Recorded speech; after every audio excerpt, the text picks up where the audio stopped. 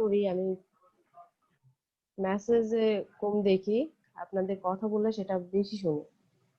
এখান থেকে আমার পেজ সাইজ এগুলা আছে, যেমন আছে আমি তেমনই নেব।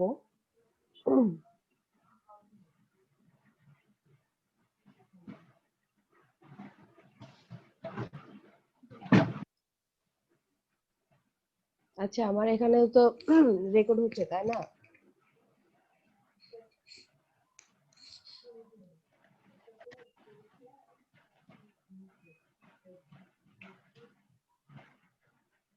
আমরা সবাই জানি এইখানে যে স্ট্যাটাস বার দেখতেছেন, এখানে আমার মাউসের কার্যা দেখা যাচ্ছে হ্যান্ডের মতন।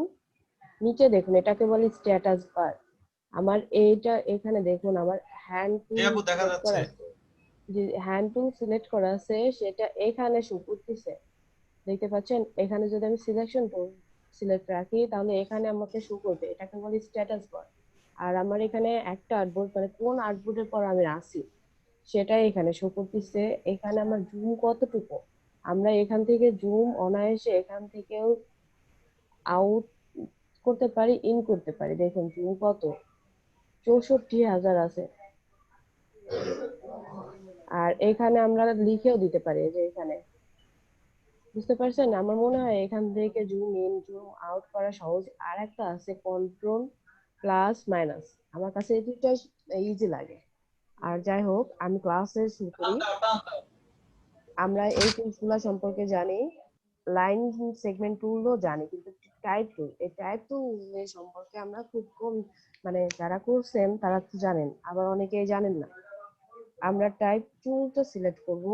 সিলেক্ট করার পর দেখুন এখানে একটা কার্সারের সাথে দেখুন একটা কি আসছে, লাইন আসছে, তাই না? বক্সের মতো। আপনারা যদি এখানে সিলেক্ট করেন, সিলেক্ট করার পর দেখুন আমার এখানে কি আসছে, একদম ছোট। এই কন্ট্রোল প্যানেলে দেখুন একটা এখানে কন্ট্রোল কি হয়েছে, চেঞ্জ হয়ে গেছে। এখানে ক্যারেক্টার, আমার কোন ফন্ট, এটা হচ্ছে কোন ফন্টের সাইজ, এটা মানে ফন্টের স্টাইল যেটা থাকে সেটা। আর এখানে ফন্টের মানে বাড়াইতেও, যদি আমি যদি বাড়াইতে চাই এখানে ক্লিক করব, বা এখান থেকে আমরা ফন্ট বাড়াইতে কমাইতে পারি। আর একটা উপায় আছে, আমরা যদি রাইট বাটন ক্লিক করি, রাইট বাটন ক্লিক করার পর এইখান থেকে আমি ফন্ট বাড়াইতে কমাইতে পারবো, বুঝতে পারছেন? আর এখানে আমি লিখেও দিতে পারি, এখানে তো লাস্ট 72 পর্যন্ত দেওয়া আছে। আমি যদি এখানে 100 দেই, এই যে 100 চলে আসছে। এই উপরে আরো ক্লিক করলে আপনি বাড়বে, আর নিচের আরো ক্লিক করলে কমবে। আর এখানে ডিফল্ট সাইজের 72% দেওয়া আছে। আর রাইট বাটন ক্লিক করার পর এখানেও 72% আপনার কি আছে, ডিফল্ট সাইজ আছে। যাই হোক, আমরা এখানে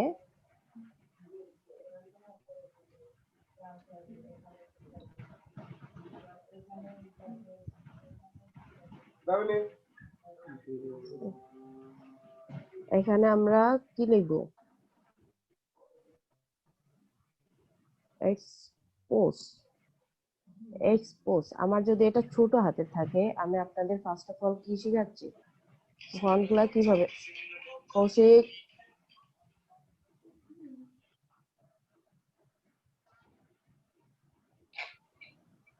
আপু সরি কথা বলার জন্য মাঝে। উপরের এই যে এইগুলো আমার দেখায় না, সাইড দেখায় স্ট্রোক ক্যাপাসিটি, তারপর রেগুলার যে এটা লাইন আছে ওই লাইনটা।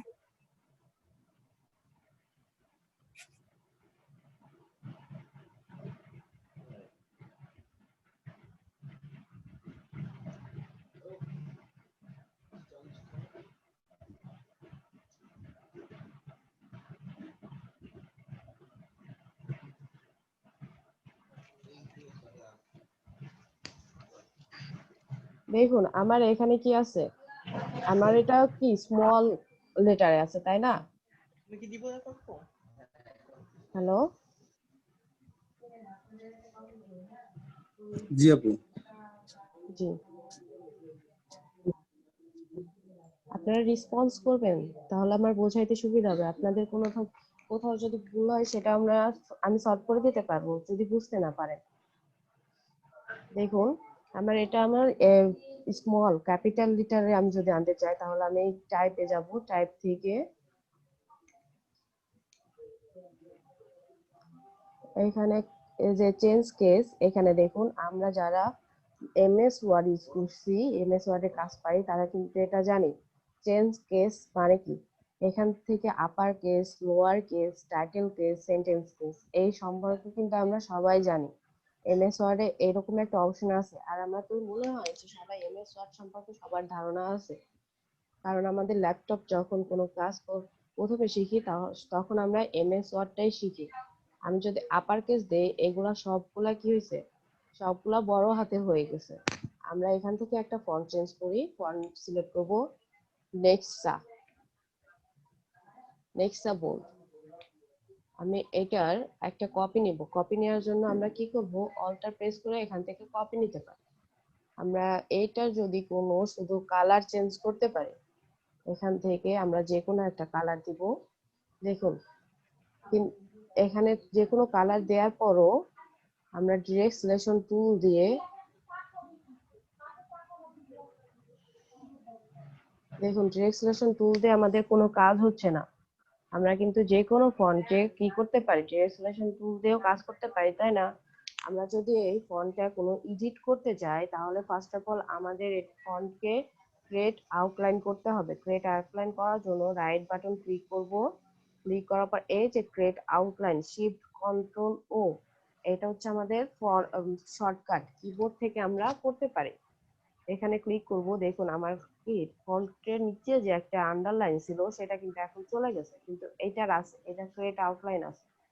ক্রিয়েট আউটলাইন করলে কি হবে, আমরা যদি এই ফন্টের কোনো ডিজাইন করতে চাই, মানে চেঞ্জ করতে চাই, তাহলে আমার কি এখানে দেখুন কন্ট্রোল প্যানেলে কোনো অপশন আসে নাই, কিন্তু এটার যদি ডিজাইন করতে চাই কিংবা কোনো ফন্ট বড় ছোট বোল্ড রেগুলার, এখানে দেখুন স্টাইল আছে লাইট বোল্ড, এটা আমি করতে পারবো। এটা সিলেক্ট অবস্থায় এখানে কোনো আসে না, কোনো কিছু আসে না, এটা তখন ফন্ট স্টাইলে থাকে না, এটা ফন্ট স্টাইল আছে। আমরা এখান থেকে একটা কপি করে নেই, করার পর আমরা এখন ক্যারেক্টারে যাব।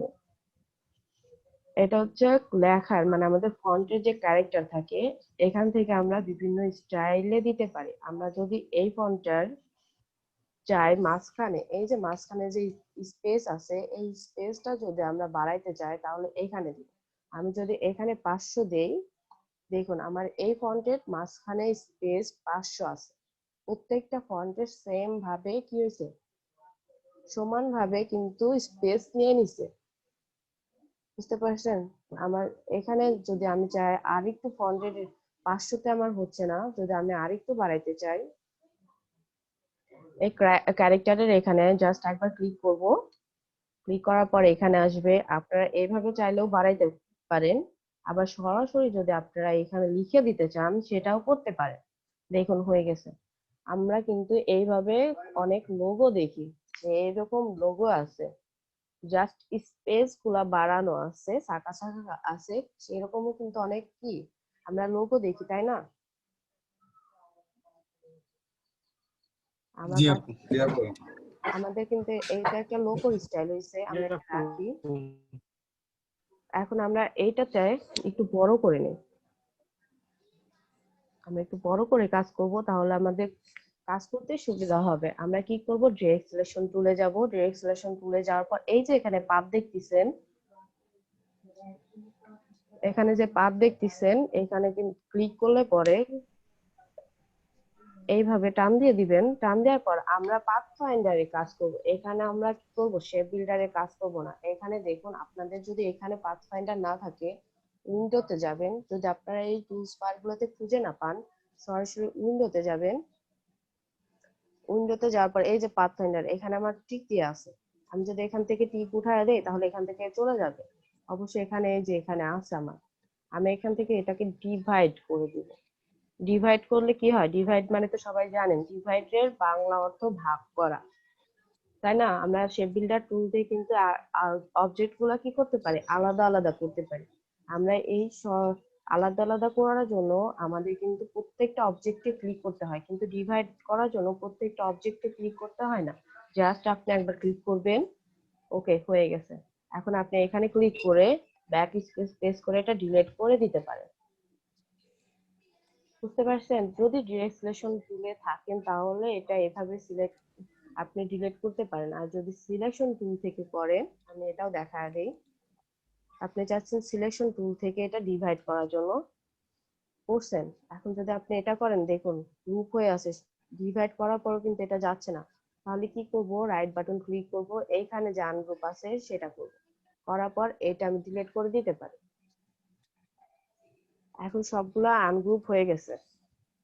আমার এটার থেকে আমার ডিরেক্ট সিলেকশন টুলটাই বেটার মনে হয়েছে।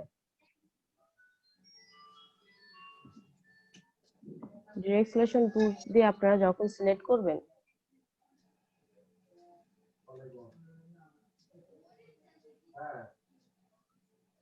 ডিভাইড করে দিলাম, দেখুন আমি আরেকটু ছোট করে নেই, সিলেকশন টুল দিয়ে এটা এখন ছোট করে দিব।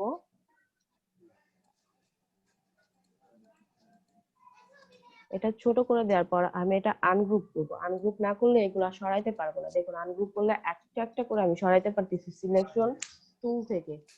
বুঝতে পারছেন?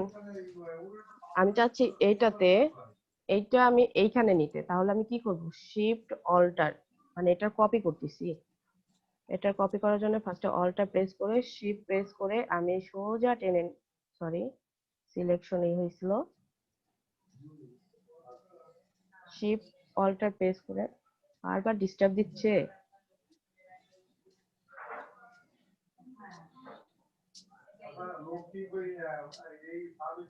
দেখুন শিফট অল্টার দুইটা প্রেস করে আমি এখানে নিয়ে এসে ঠিক সোজা শিফট ধরে কি করতে পারি, আমরা সোজা কাজ করতে পারি, তাই না? দেখুন দুইটা কিন্তু আলাদা, আমি চাইলে এখানে দুইটার কি কালার কিন্তু আলাদা করে দিতে পারি। আমি ডিরেক্ট সিলেকশন টুল দিয়ে এখানে ধরে আমি এটার কালার ব্ল্যাক কালার কিংবা গ্রে কালার দিয়ে দিতে পারি। আমি ইয়েলো কালারটা সিলেক্ট করছি এই কারণে, আপনারা যাতে বুঝতে পারেন, কারণ ইয়েলো কালারটা কি হয়, সবার চোখে ভালো কি এফেক্ট করে, তাই না? আমরা এটা গ্রুপ করে দেই, গ্রুপ করে দিলে সবগুলো একসাথে থাকবে। এখানে আমার কি হলো, দুইটা লোগো কিন্তু হয়ে গেছে। আমরা একই ফন্টে দুইটা লোগো করে ফেলাইছি, তাই না? আমরা আর একটা এখান থেকে আর একটা ফন্ট নিব। আমরা এখানে ইথোসেন্ট্রিক এই টুলসটা আমরা ইউজ করতে পারি। আমরা রেগুলার নিব, এখান থেকে একটা কপি করে নেই। দেখুন আমাদের কিন্তু লোগো যখন আমরা করব, লোগো করার সময় ফন্ট দিয়ে যখন লোগো করব বিশেষ করে, তখন কিন্তু কি করতে হবে, আমাদের অবশ্যই অবশ্যই ফন্ট গুলা ঠিকভাবে সিলেক্ট করতে হবে। কারণ আমরা যদি সঠিক ফন্ট ইউজ না করি, তাহলে কিন্তু আমাদের লোগো কিন্তু সুন্দর দেখাবে না। আমি যদি এই ফন্ট দিয়ে করতাম, মানে এই কাজটা এই ফন্ট দিয়ে করতাম, তাহলে কি এটা দেখতে সুন্দর দেখাতো? হ্যালো ম্যাম, ইথোসেন্ট্রিক ওটা কি? ওটা কি ফন্ট স্টাইল? হ্যাঁ, এগুলা ফন্ট স্টাইল। আমি এখান থেকে যতগুলা নিচ্ছি, এখান থেকে ক্যারেক্টার, এখান থেকে সবগুলা ফন্টের স্টাইল। আপনারা এই ফন্টগুলা যাদের কাছে নাই, তারা কিন্তু অনায়াসে খুব ভালো জায়গা থেকে ডাউনলোড দিতে পারবে। আমার কাছে একটা লিংক আছে, সেটাকে বলা হয় 1100 ফন্ট ডাউনলোড। এই 1100 ফন্ট, লিংকটা দিয়ে দিলে ভালো হয়। 1001, সরি 1001, 100 না।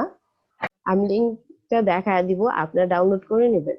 আমি যতটুকু বোঝাইছি আপনারা কি ততটুকু বুঝতে পারছেন? জি আপু, আর একটু বুঝিয়ে দিলে ভালো হয় আপু, একটু হ্যাঁ অবশ্যই সামান্য একটু। বুঝাই দিব। আপনারা এখানে কেউ কি আনগ্রুপ বলতে, করেও করা যাবে, আবার ডিরেক্ট টুল দিয়েও করা যাবে, তাই তো? এর যে মাঝখানটা ওটা সাইজ করে কেটে না দিতেন, ওটা সাইডে নিয়ে গেলেন। সবসময়, আমি বলি এটা আমি এই যে মাঝখানে যে এটা নিছি আমি, সেটা কিন্তু আমি কি করছি, ডিরেক্ট সিলেকশন টুল দিয়ে আমি করছি মাঝখানে। আমি যদি সিলেকশন এটা ক্রিয়েট আউটলাইন করে দেই, আমি এটা দিয়ে পরে কাজ করি। এটা যদি আমি ডিরেক্ট সিলেকশন টুল সিলেক্ট আছে, আমি যদি এখানে সিলেক্ট করি পুরোটা সিলেক্ট হচ্ছে, কিন্তু আমি যদি ডিরেক্ট জি সিলেকশন আপু। টুল দিয়ে এই পাতের উপর ক্লিক করি, পাতের উপর ক্লিক করার পর আমি এভাবে টেনে নিয়ে গেলাম, শুধু এটাই গেল। এখন এটা সিলেক্ট জি। অবস্থায় আমি ডিভাইড করব, ডিভাইড করলে কি হবে, এটা ভাগ হয়ে যাবে। এই যে দেখুন এখানে আপনার প্রত্যেকটা অপশন দেয়া আছে অনেক সুন্দরভাবে, কোনটাতে কোন কাজ হয় এগুলাতে দেখলেই আপনি বুঝতে পারবেন। ডিভাইড হয়ে গেছে, এখানে ক্লিক করব, ব্যাক স্পেস হয়ে গেছে। এখানে আপনি চাইলে নিচে বা উপরে কালার আলাদা করে দিতে পারেন। তাহলে আপু ডিরেক্ট টুল দিয়ে এটা পুরোটা হচ্ছে আহ, পুরোটা মার্ক করা লাগবে না, শুধু ইয়ের মাঝখানটা টান দিলে চলে যাবে। হ্যাঁ, এই পাতের উপরে আমি আবার দেখাচ্ছি। জি, পাতের উপর। হ্যাঁ, এই যে দেখুন, আমি যদি এখানে ক্লিক করি, অ্যাঙ্কার পয়েন্টে ক্লিক করে এইভাবে নেই, দেখুন শেপ কিন্তু নষ্ট হয়ে গেছে। আমাকে জি। অবশ্যই এই পাতের উপরে ক্লিক করে এইভাবে নিতে হবে, তাহলে আমার কি শেপটা ঠিক থাকবে। বুঝতে পারছেন? তারপরে আমি এইটা সিলেক্ট অবস্থায়, এখানে কিন্তু ডিরেক্ট সিলেকশন টুল দিয়ে এটা সিলেক্ট আছে, সিলেক্ট অবস্থায় ডিভাইডে যাব, ডিভাইড ক্লিক করলে এটা আলাদা হয়ে যাবে, বাইরে ক্লিক করব, তারপরে এখানে ক্লিক করে ব্যাক স্পেস, এটা ডিলিট হয়ে গেছে। আর এটা যদি আমি চাই, আমি এই পাশেও দিতে চাই, এই ফন্টটা এখানেও দিতে চাই, কিন্তু আমি এখান থেকে কাটবো না, আমি এটা নিয়ে এখানে দেবো। তাহলে কি করতে হবে, প্রথমে আমাকে আনগ্রুপ করে নিতে হবে। আনগ্রুপ না করলে এইটা আমার এখানে থেকে কোনো ফন্ট সরবে না। গ্রুপ থাকলে কি একটা জায়গা থেকে আরেকটা নড়ানো যায়, সবগুলো একসাথে নড়ে, তাই না? জি না, জি না। জি। আচ্ছা, তাহলে আমি ফার্স্ট অফ অল এটা আনগ্রুপ করবো। আনগ্রুপ করার পর এখান থেকে অল্টার প্রেস করে সরানোর সময় এটুকু কিন্তু আমি সরায় নিয়ে আসি, আসার সময় শিফট প্রেস করলে এটা সোজা যাবে, শিফট প্রেস না করলে এটা সোজা যাবে না। দেখুন এখানে মাঝখানে যে কালারটা আছে, ব্ল্যাক আছে, আমি সেটা কিভাবে ধরছি, এই মাঝখানে আমি এটা কালার চেঞ্জ করে দেই, তাহলে আপনারা বুঝতে পারবেন। এখানে পুরাটা কিন্তু হয়ে আছে, এখান থেকে আমি ব্যাক স্পেস প্রেস করলে এইটার আর এইটা সেম হয়ে গেছে না? এখন আমি এইটার ডিরেক্ট সিলেকশন টুল দিয়ে ধরবো। ডিরেক্ট সিলেকশন টুল দিয়ে ধরলে কি হবে, আলাদা আলাদা আমি অবজেক্ট গুলা কালার করতে পারবো।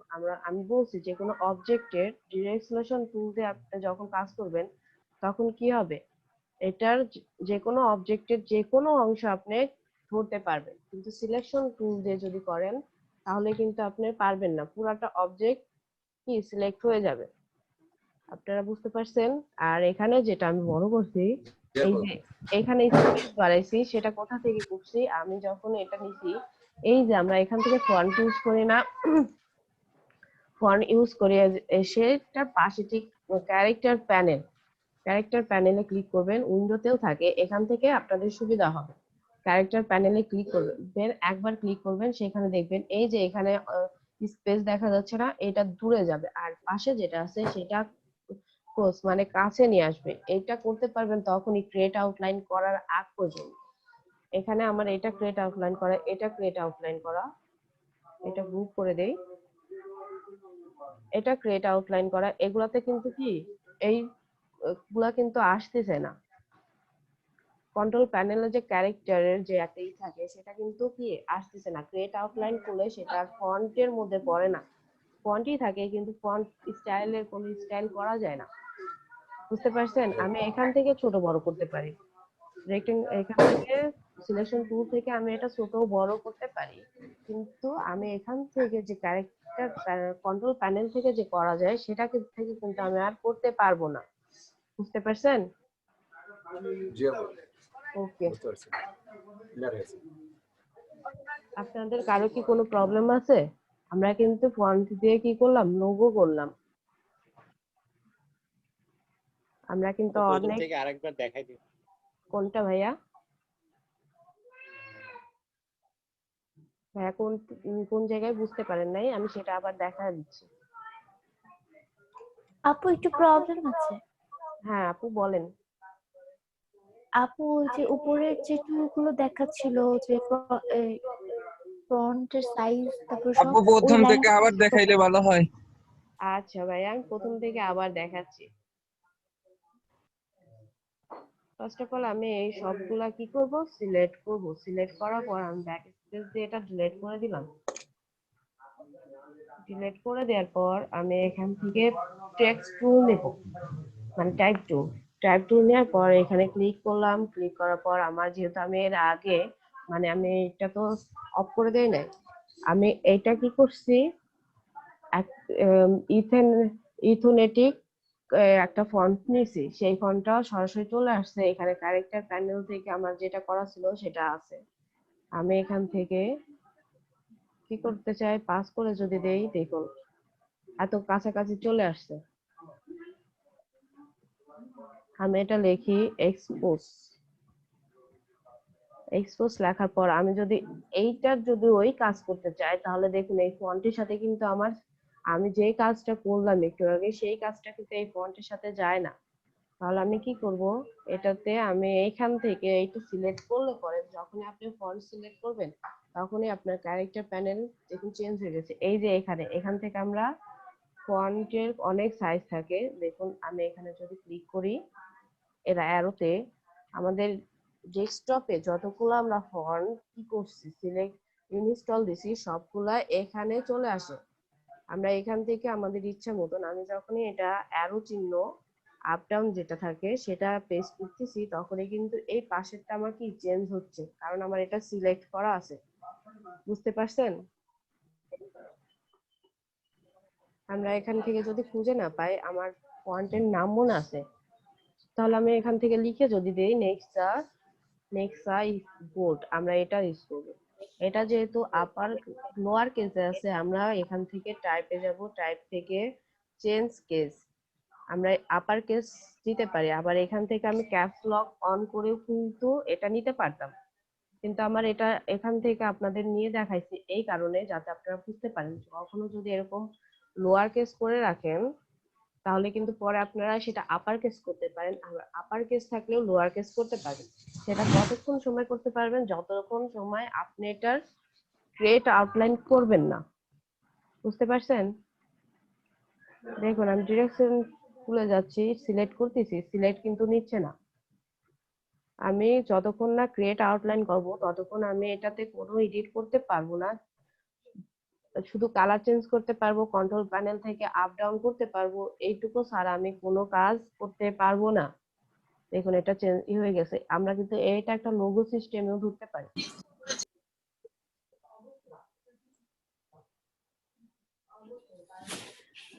একটু গ্রে কালার দিয়ে দিলাম। আমরা এটাতে কি করব, এটাতে আমরা ক্রিয়েট আউটলাইন করব। একটু বড় করে নেই। আমরা এখন এটাতে এডিট করব। তাহলে এডিট করার জন্য আমরা ফার্স্ট অফ অল ক্লিক করব রাইট বাটন ক্লিক করার পর ক্রিয়েট আউটলাইন। দেখুন আমার এখানে কিন্তু ক্রিয়েট আউটলাইন হয়ে গেছে। আপনারা যখনই এটা সিলেক্ট করবেন, তখনই বুঝতে পারবেন এটা ক্রিয়েট আউটলাইন হয়েছে নাকি হয় নাই। এটাতে দেখুন, এটাতে নিচে কিন্তু একটা আন্ডারলাইন আসছে, এটাতে কি আন্ডারলাইন নাই। বুঝতে পারছেন? এখন আমরা ডিরেক্ট সিলেকশন টুলে যাব, এই যে পাতের উপরে যাব, পাতের উপর থেকে জাস্ট এটা টেনে এদিকে নিয়ে আসবো। নিয়ে আসার পরে এটা সিলেক্ট আছে, জাস্ট এই ইটা সিলেক্ট আছে, আমরা দেখতে পাচ্ছি তাই না? আমরা পাথ ফাইন্ডার থেকে ডিভাইড করব, ডিভাইড করার পর আদার সাইডে ক্লিক করব, ক্লিক করার পর এখানে ক্লিক করব ব্যাক স্পেস। হয়ে গেছে আমার এই কাজ। আমরা এখন এটাতে যদি ধরি, এটা হচ্ছে কিন্তু এটা হচ্ছে না, এটা দিয়ে ধরলাম, দেখুন একটা যাচ্ছে, দুইটা যাচ্ছে না। আমরা কি করব, সিলেকশনে যাব, আনগ্রুপ করব, তারপরে এটা ধরবো, ধরার পর অল্টার প্রেস করে এটা নিয়ে যাব, তারপর শিফট প্রেস করে সোজা নিয়ে যাব। দেখুন সোজা আসছে, ঠিক সেম জায়গায় পড়ছে। আমরা মাঝখানে যে পাতে যে এখানে ফাঁকা যেটুকু আছে, আমরা সেটুকু ক্লিক করে এটা ডিলিট করে দেব। বুঝতে পারছেন? এটা যদি আমরা এরকম ফাঁকা রাখতে চাইতাম, তাহলে আমরা ফার্স্টে এখানে স্পেস দিয়ে নিতে পারতাম। আর যদি আমরা এখন স্পেস দেই, অ্যারো চিহ্ন ক্লিক করলে, এই যে আপ ডাউনের যে পাশে যে কিবোর্ডে অ্যারো চিহ্ন আছে, এখানে ক্লিক করলে এটা সরে যাবে, কিন্তু কি হবে, সেম মাপে আমাদের পড়বে না। বুঝতে পারছেন?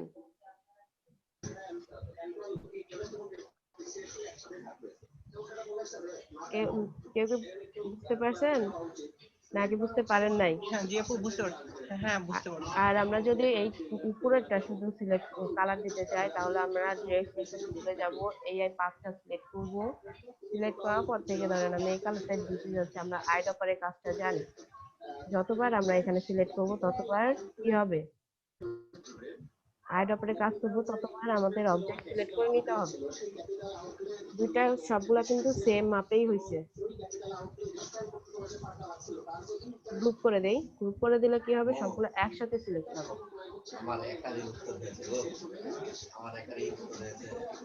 কার ওখানে সাউন্ড হয়?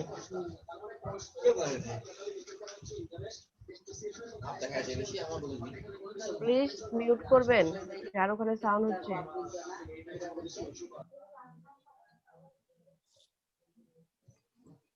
এখন বুঝতে পারছেন চ্যাপ্টার ফন্টে কিভাবে লোগো করবেন? আপনাদের এইটুকু যদি করতে পারেন তাহলে নিলয় ভাইয়া, আই থিঙ্ক আপনি আমাকে কালকে মানে গত পরশুদিন ফন্টের কথা বলছিলেন যে কিভাবে এরকম করছে, ব্যাকা করছে। আমরা সেটাও দেখবো, যে আমরা সেটাও দেখবো। আর ফার্স্ট অফ অল আপনারা এটা ট্রাই করুন যে এটুকু করতে পারবেন। ও হ্যালো, জি ভাইয়া বলেন। এটাতে একটু সমস্যা হয়েছে লাস্টে গিয়ে। লাস্টে কোনটুকু ভাইয়া? কপি, ওই যে যেটা ইটা কপি করছিলেন না, হ্যাঁ, কপি করে লাস্টেরটাতে দিচ্ছিলেন ওইটা। ও লাস্টের ক্লাসে নিয়ে ওখানে গেছিলেন একটু যে সেটা। পাবেন। ভাইয়া আমি যখন কাজ দেখাবো সবাই দয়া করে আমার কাজটা ফার্স্ট অফ অল দেখবেন, তারপরে কিন্তু আপনাদের কাজ করবেন। আমি বলবো আপনাদের কাজ করার জন্য কিন্তু আমি সময় দিচ্ছি। এটাকে আমি first of all create outline করবো। এটা ক্রিয়েট আউটলাইন করা নাই। ক্রিয়েট আউটলাইন করার পর আমি এটা এখনো বড় করতে পারি, বড় শুধু শিফট অল্টার ধরে সমানভাবে বড় করবো। হ্যালো করার পর আপু, হ্যালো। জি মানে ভাইয়া এগুলো সমস্যা নেই, ওই এগুলো সমস্যা নেই। প্রথম এটা যে কপি করে লাস্টেরটাতে দিলেন জি ওখানে দেখাবেন একটু, আচ্ছা, ওখানে দেখাচ্ছি। ওটা দেখতে চাই না। জি আপু। এই যে আমি এটাতে করছি।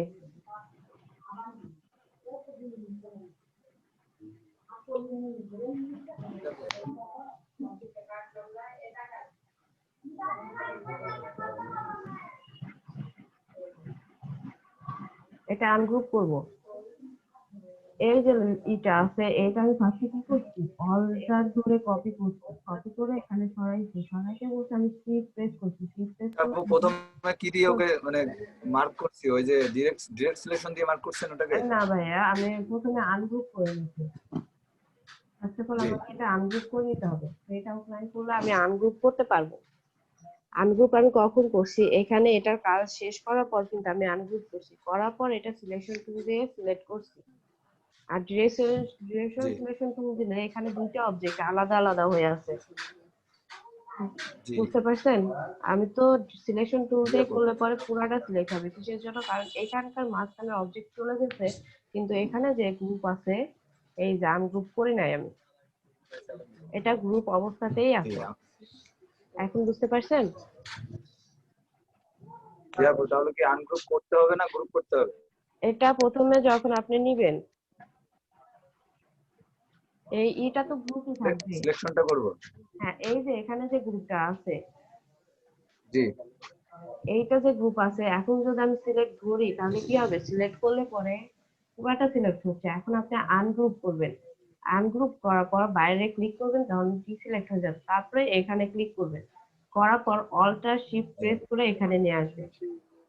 তারপর আপনি কি করবেন, আবার গ্রুপ করে দিবেন। সিলেকশন টুল দিয়ে উপরে যদি কালার করতে চান তাহলে কালার করতে পারেন, জি আপু। বা এখানে যদি কোনো কালার দিতে চান সেটাও করতে পারেন, যে সিলেকশন টুল দিয়ে ধরে করবেন। বুঝতে পারছেন? জি আপু, ধন্যবাদ, বুঝতে পারছি।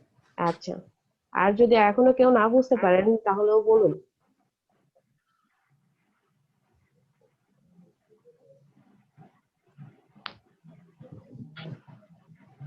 ওমর ভাইয়া? আপু স্ক্রিনশট দিব? হ্যাঁ অবশ্যই ভাইয়া।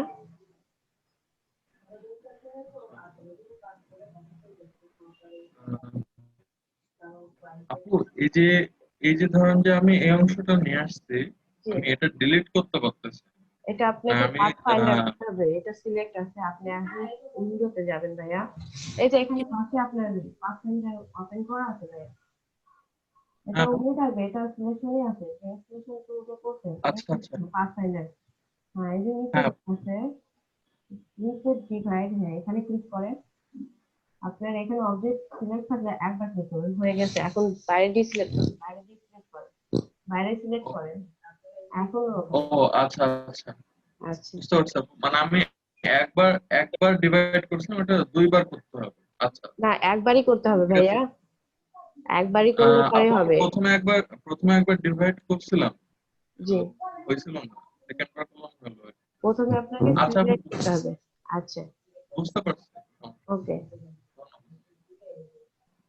আচ্ছা আপু আরেকটা ছোট্ট জিনিস জিজ্ঞেস করতে চাচ্ছিলাম, জি ভাইয়া মানে বলুন। ধরেন আমি কোন রেফারেন্স ইমেজের উপরে ধরেন আমি কাজ করতেছি, তো আমি চাচ্ছি যে সেই রেফারেন্স ইমেজটা মানে যেন সরে না যায়, ওটার জন্য আপনাকে এরকম।